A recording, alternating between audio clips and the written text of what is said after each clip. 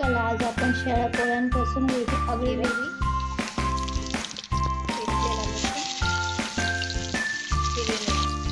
कांदा, टमाटर, मीठ, लवकर कांदे टमाटे कॉर्न टाकून घेऊ, मक्कीचे कॉर्न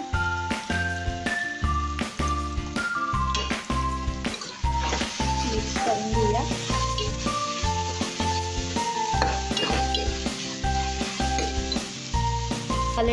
मसाले टाकून घेऊया.